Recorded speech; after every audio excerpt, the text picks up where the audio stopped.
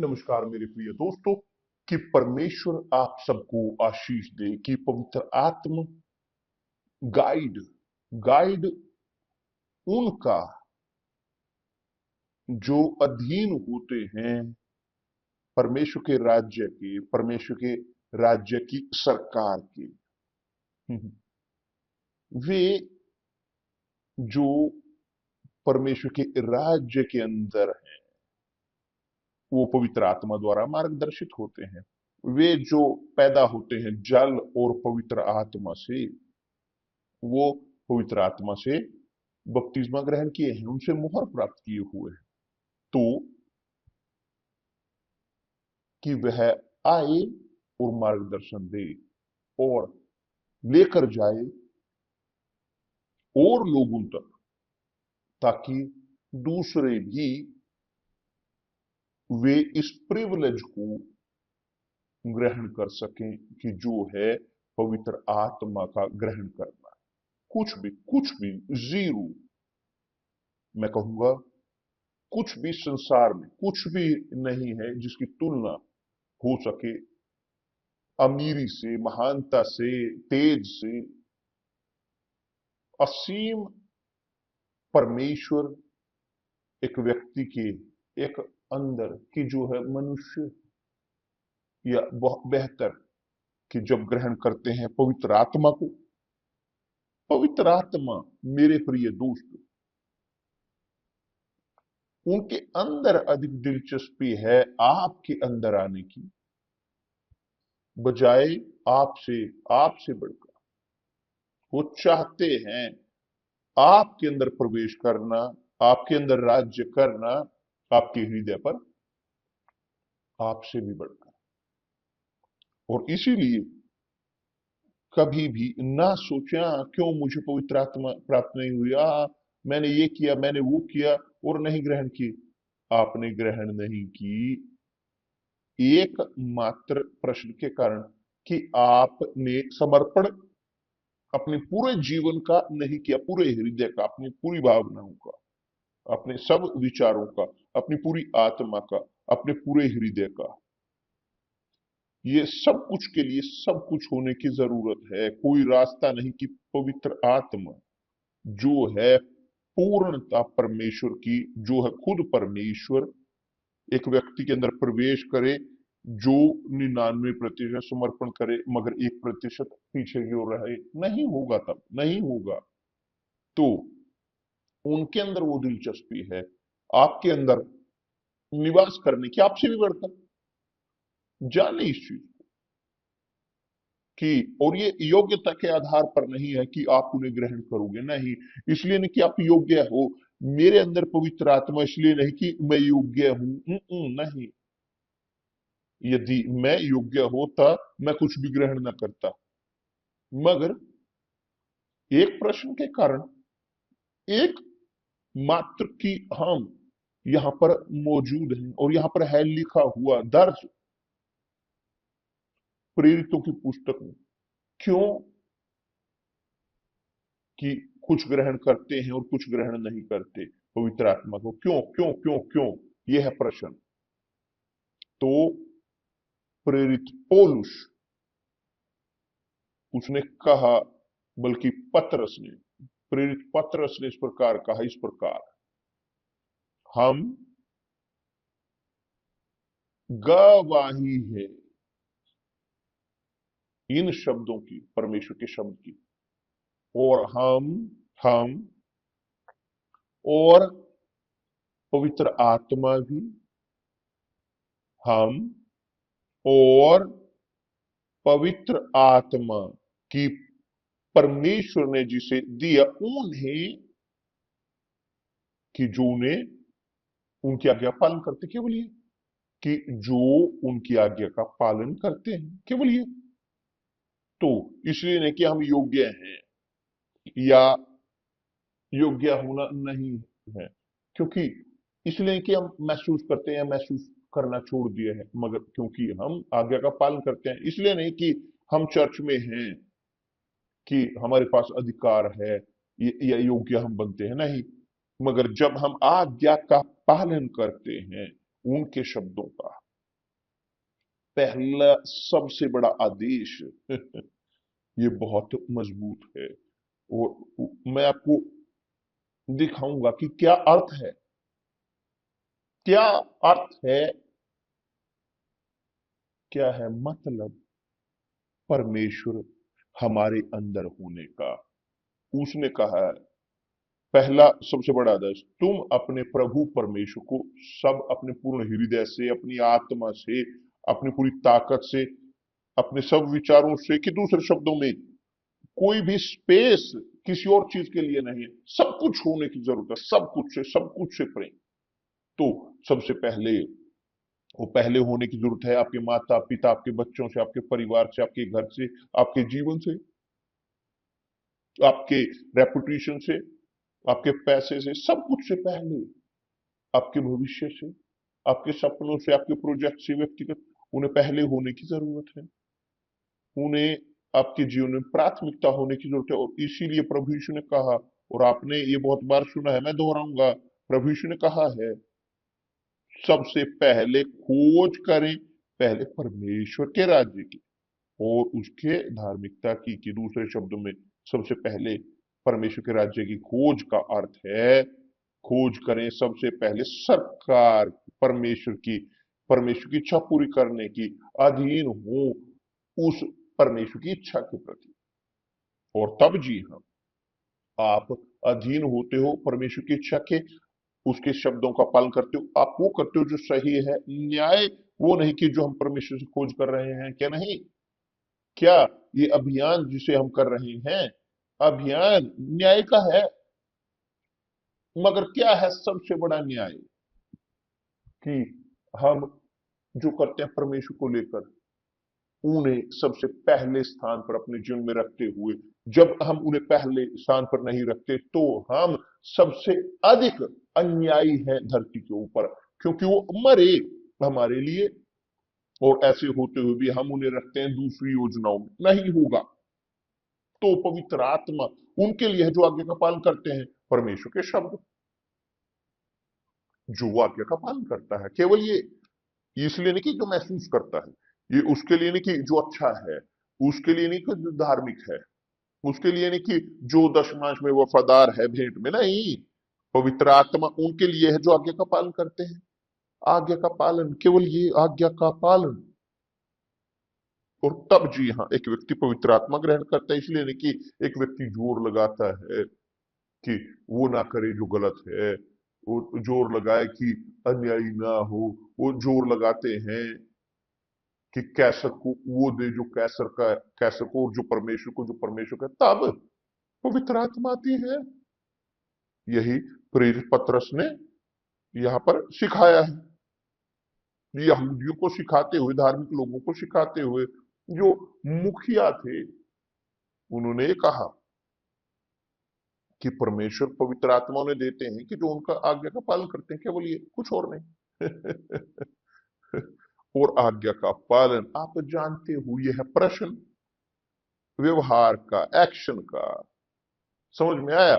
ये प्रश्न नहीं है महसूस करने का या महसूस ना करने का। ये प्रश्न नहीं है धर्मी और अधर्मी होने का, नहीं। ये प्रश्न है आज्ञाकारी होने का, वह करने का कि जो परमेश्वर ने कहा है करें। तो कोई यहां इससे बाहर नहीं है, हर एक आज्ञा का पालन कर सकता है। सब सब हम पूरी धरती पर हमारे पास परिस्थिति है आज्ञा का पालन करने की। अब जो आज्ञा का पालन करेगा, ये है दूसरी चीज। और आप जानते हो प्रभु यीशु ने कहा, कोई दो स्वामियों की सेवा नहीं कर सकता, या तो एक को प्रसन्न करेगा दूसरे को ना खुश, और या तो पहले को ना खुश करेगा और दूसरे को प्रसन्न करेगा। या तो आप परमेश्वर को प्रसन्न करते हो पहले स्थान पर, या आप प्रसन्न करते हो अपने खुद को। जब आप खुद को प्रसन्न करते हैं तो वो दूसरे स्थान पर होते हैं। और इसीलिए नहीं है कि पवित्र आत्मा नहीं आती। समझ में आया? स्पष्ट है, कोई इसमें गलती नहीं हो सकती। मुझे यहां पर बोलने दें, यह एक विषय जो मैंने वादा किया था, धोखे की आत्मा के बारे में, कि बहुत लोग जो ग्रहण करते हैं धोखे की आत्मा, ये आसान है कि वो सबके लिए मौजूद है, चाहे अच्छे हैं, भले हैं, बुरे हैं, कोई भी हो, जो हृदय को खोलता है वो प्रवेश करती है। जो आत्मा धोखे की है वह आत्मा है कि जो एक व्यक्ति को सोचने पर विवश करती है कि वो सही है जब वो गलत है, उन्हें विश्वास दिलाती है कि वे सही हैं, कि वो आत्मा एक व्यक्ति को घमंडी बनाती है, अपने खुद में, अपने खुद में एरोगेंट, कि अब एक व्यक्ति को अपना लगता है खुद क्या। आप देखते हो कि कितने सारे लोग वो बोलते हैं हाँ मेरे पास है पवित्र आत्मा। अगर बोले कि हाँ सब बोल सकते हैं, यहाँ तक कि शैतान ही बोल सकता है, हम जानते हैं कि उसके पास नहीं है, वो झूठा है। तो शैतान के, अंधकार के बच्चे वो झूठ के हैं, तो वो अपने खुद को धोखा देते हैं। धोखे के आत्मा, धोखे की जो झूठ की आत्मा है, वो लोगों को लेकर जाती है सोच की ओर, उस विषय की ओर कि वे सही रास्ते पर हैं, जब वास्तव में वे जानते हैं कि वे गलत चीजें कर रहे हैं। तो धोखे की आत्मा, झूठ की आत्मा की जो एक व्यक्ति को कंफर्ट देती है कि देखिए आप झूठ बोलते हो, आप वो करते हो जिसका लाभ नहीं, मगर आप चर्च में वफादार हो। ये छोटी सी चीजें, ये छोटी छोटी कमियां, ये गलतियां हैं, कुछ नहीं। आप वफादार हो चर्च में, आप दशमांश में वफादार हो, आप भेंट देते हो, आप हमेशा चर्च में जाते हो, आप असिस्टेंट हो, आप पास्टर हो, आप बिशप हो, आप पास्टर की पत्नी हो, बिशप की पत्नी हो, तो ये आत्मा, धोखे की आत्मा, झूठ की आत्मा एक व्यक्ति को सोचने पर विवश करती है कि वे धर्मी हैं परमेश्वर के सामने, जब वास्तव में वे जानते हैं, उनके अंदर ये कन्विक्शन है कि वे गलत हैं, जी रहे हैं गलत में, पाप में। और कैसे लोग ये सत्य के द्वारा लेकर जाए जा सकते हैं कि यदि वे झूठ को पसंद करते हैं, क्या सच नहीं? सच बताएं, एक व्यक्ति उदाहरण के तौर पर वो कार्य करते हैं बेचने के लिए, और बेचने के लिए आम तौर पर जो बेचने वाला होता है उस बातचीत के साथ आता है कि जो वो बातचीत ना, आप जानते हैं कि फैसिलिटी वो देते हैं, फैसिलिटी, तब लोग गिरते हैं उस धोखे में। तो जो सेल्स के साथ काम करते हैं, प्रमोशन इत्यादि के साथ, वो आम तौर पर इस्तेमाल करते हैं वास्तविक तौर पर झूठ के, जो वो है कि वो प्रतिदिन की रोटी को प्राप्त करने के लिए उन्हें वो करते हैं। तो जो धोखे की आत्मा, झूठ की आत्मा उन लोगों को इस प्रकार स्वादिष्ट लगती है, वो बोलते हैं अपने खुद के, हाँ ये यहां से है, ये पैसा कमा रहा है झूठ के साथ। तो ये कभी, जब तक वो झूठ में जी रहे हैं, कभी वो ग्रहण नहीं कर पाएंगे पवित्र आत्मा को, उन्हें झूठ छोड़ना पड़ेगा। और केवल झूठ नहीं, कोई भी चीज एक व्यक्ति गलत जो करता है, वो जानते हैं वो गलत कर रहे हैं, तो उन्हें छोड़ने की जरूरत है, क्योंकि पवित्र आत्मा वो सत्य की आत्मा है। पवित्र आत्मा सत्य की आत्मा है, वो परमेश्वर की आत्मा है, प्रकाश की, ना कि अंधकार की। और जब वो आती है, वो आती है लोगों के ऊपर जो सत्य को प्रेम करते हैं और चाहते हैं और जोर लगाते हैं और लड़ते हैं जीने के लिए सत्य में, खोते हैं, यहाँ तक कि खोते हैं फैसिलिटीज को, क्योंकि जीते हैं सत्य में। और सत्य का रास्ता मुश्किल है, कठोर है, एक रास्ता है कांटों भरा, मगर शैतान लाभ उठाता है झूठ का, ताकि वो एक्ट कर सके उनके जीवन में जो जीते हैं झूठ में। यह है वास्तविकता। इसीलिए प्रभु यीशु ने कहा है, बहुत सारे बुलाए गए हैं, बहुत कम चुने गए हैं। बहुत कम चुने हुए वे हैं कि जो वास्तव में सत्य चाहते हैं, जो रखते हैं प्रभु यीशु को पहले स्थान पर, उनके जीवन में राज्य करते वास्तव में, उनके हृदय में, अब उनके मन में, उनकी आत्मा में, उनकी इच्छाओं में, उनकी लालसाओं में, सब कुछ वो परमेश्वर की इच्छा के अनुसार होने की जरूरत है। तो धोखे की आत्मा वो लाभ उठाती है लोगों का कि जो पसंद करते हैं जीना झूठ में, ये है वास्तविकता।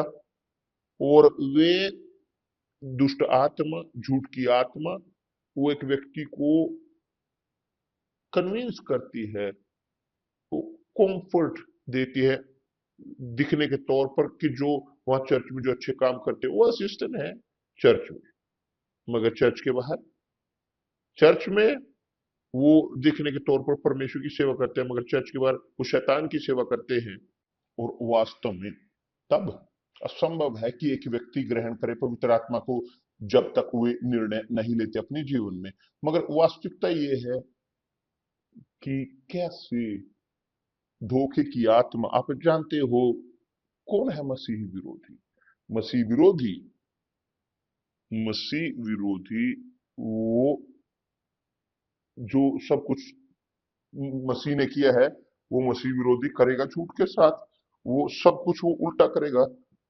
मसीह विरोधी है ये, वो एक चीज बोलेगा मगर दूसरी करेगा। क्यों? क्योंकि वह धोखे की आत्मा से भरा है, झूठ की आत्मा से।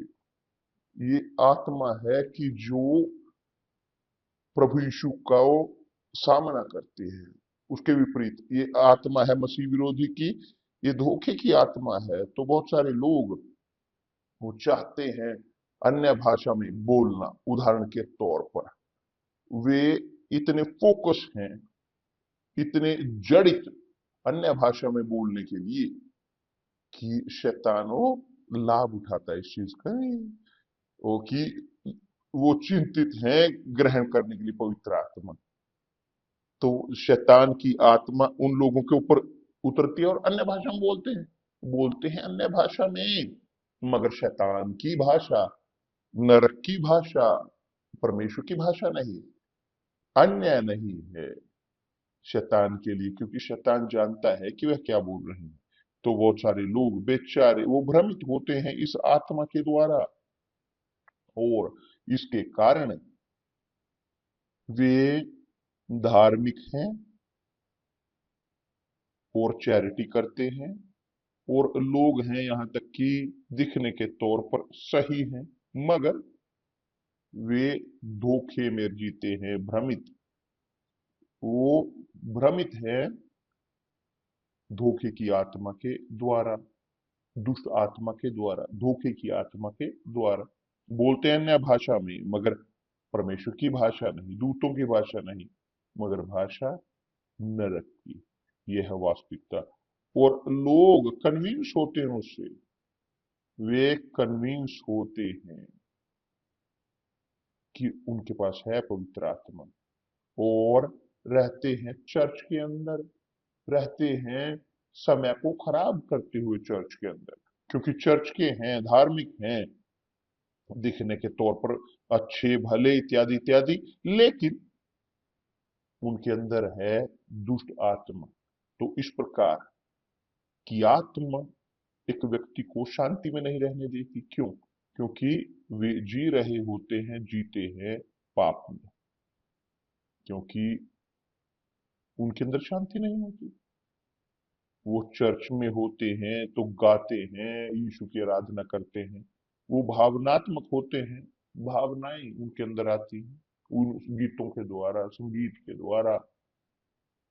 एक व्यक्ति वो एक संवेदना, बेहतरीन संवेदना की ओर जाते हैं, प्रतीत होता क्या परमेश्वर की मौजूदगी है, और वो भ्रमित होते हैं उस विश्वास के साथ, भावनात्मक।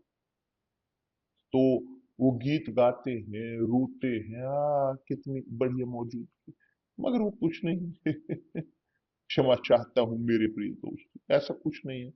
परमेश्वर की मौजूदगी भावनात्मक नहीं है, परमेश्वर की मौजूदगी वो आध्यात्मिक है। और परमेश्वर डिमांड करते हैं कि उनकी आराधना करने वाले, वास्तविक आराधना करने वाले सच्चे भक्त, पिता की आराधना आत्मा की जो है, परमेश्वर की आत्मा उसमें, और सच्चाई में करें। परमेश्वर खोज करते हैं जो उनकी आराधना करते हैं कि वे पवित्र आत्मा में और सत्य में करें। सत्य की आत्मा जो प्रभु यीशु की आत्मा है। तो कोई लेना देना नहीं है भावनाओं के साथ। भावनाओं के साथ कोई लेना देना नहीं, पूरी तरह से कोई लेना देना नहीं सेंसेशंस के साथ, क्योंकि परमेश्वर सेंसेशन नहीं है। परमेश्वर आत्मा है, परमेश्वर बुद्धिमानी है, परमेश्वर समझदार है, परमेश्वर आत्मा है। देखें यहां पर यशाया में, नबी यशाया की पुस्तक, जब उसने भविष्यवाणी की प्रभु यीशु के बारे में की, प्रभु यीशु आएंगे संसार में और उनके ऊपर उतरेगी प्रभु का आत्मा, बुद्धि का आत्मा, समझ का आत्मा, युक्ति का आत्मा, भय का आत्मा, प्रभु का आत्मा, परमेश्वर का, कि जिसका कोई लेना देना नहीं यहां भावनाओं के साथ, हृदय की आत्मा या भावना की आत्मा नहीं, इसका कोई लेना देना नहीं। वो आत्मा जो प्रभु यीशु ने ग्रहण की, और जिनके पास पवित्र आत्मा है, वो जानते हैं अच्छे से कि जो मैं बोल रहा हूं, समझते हैं पूरी तरह से कि जो मैं बोल रहा हूं। मगर जिनके पास नहीं है वो कहते हैं मगर मगर ये और वो आते हैं प्रश्न, अपने लालची, वो इंस्ट्रक्टेड किए हुए शैतान के द्वारा, ताकि लोग और दुविधा में रहें। मगर पवित्र आत्मा दुविधा नहीं है, वो सुनिश्चितता है, पूरी तरह से कन्विक्शन। मायने नहीं रखता कि एक व्यक्ति वो जो बोलते हैं सोचते हैं, कुछ भी नहीं। जो मायने रखता है कि वह यह है कि जो लिखा है पवित्र शास्त्र में, और यह है कि जो एक अंतर पैदा करता है परमेश्वर की आत्मा और संसार की आत्मा के बीच। ये धोखे की आत्मा एक व्यक्ति को महसूस कराती है और वो रोते हैं और वो डूबते हैं आंसू में और सोचते हैं कि यह है पवित्र आत्मा है, जिसका कोई लेना देना नहीं, कुछ भी लेना देना नहीं। वह दुष्ट आत्मा, धोखे की आत्मा है। और एक व्यक्ति को दूसरे को सोचने पर विवश करते हैं, हाँ उनके पास शानदार अनुभव आ रहा है उनका परमेश्वर के साथ। ऐसा कुछ भी नहीं है मेरे प्रिय दोस्त। परमेश्वर वो आत्मा है, परमेश्वर भावना नहीं। वो सात आत्माएं कि जो जिनके साथ प्रभु यीशु को अभिषेक किया गया, मैं यहाँ पर लिखित में रखूं ताकि आप बाद में कंफर्म कर सकें। उसमें भावना की आत्मा नहीं है, कुछ सेंसेशन नहीं है। जो है, जी हाँ, है यहाँ पर तर्क, बुद्धिमानी, ज्ञान, सोच, भय प्रभु का, सब कुछ जो जुड़ा है दिमाग के साथ, बुद्धिमानी के साथ, ना कि भावनाओं के साथ, हृदय की। तो चलिए इसके बारे में और अधिक हम बात करेंगे इस विषय के कल। और मैं इसलिए बोलता हूं, मैं जानता हूं क्योंकि हैं जो गीतकार, कुछ गीतकार उन्हें पसंद लगता है, गॉस्पेल के गीतकार हैं, वो पैसा कमाना चाहते हैं मगर इमोशन रखते हैं अपने गीतों में, अपने संगीतों में, और लोग रहते हैं रोते हुए जब उन्हें सुनते हैं। आप देखना चाहते हैं एक चीज यहाँ पर खत्म करने के लिए, यहाँ समाप्त करने के लिए इस लाइफ को, जब आप सुनते हो एक गीत, इवेंजलिकल एक गीत, और केवल सुनते रहते हो उस गीत को, सुनते सुनते सुनते आप इमोशनल हो जाते हो, बहुत इमोशनल हो जाते हो। मगर उसके बाद जब आप वो सेंसेशन आपके पास होती है आपकी, और आप एक समस्या का सामना करें, जाकर जाएं और उसके बाद एक परिस्थिति का सामना करें, वो आपके जीवन में आपकी इच्छा के विपरीत एक परिस्थिति हो, कैसे आप उसे सामना करोगे? जानते हो क्यों आप सामना करोगे? कमजोर होते हुए आप दुविधा में रहोगे। क्यों? क्योंकि आप भरे हुए भावनाओं से। मगर मैं परमेश्वर की मौजूदगी से निकला, मैं प्रार्थना की, मैंने ये महसूस किया, मैंने वो महसूस किया, ऐसा कुछ भी नहीं है। शैतान लाभ उठाता है वो धोखे की आत्मा का, कि वो पैशंस का लाभ उठाता है, हृदय की भावनाओं का। और यीशु खुद परमेश्वर कहते हैं यिर्मयाह में कि हृदय धोखेबाज है, वो भ्रष्ट है, क्रूर और शैतान उसका लाभ उठाता है। धोखे की आत्मा इस्तेमाल करती है भावनाओं को, लोगों को लेकर जाने के लिए एक भावनात्मक विश्वास की ओर और परिणाम के तौर पर एक कमजोर विश्वास। परमेश्वर आप सबको आशीष दे। कल हम वापिस होंगे यहाँ पर प्रभु यीशु मसीह के नाम से। आमीन। धन्यवाद परमेश्वर।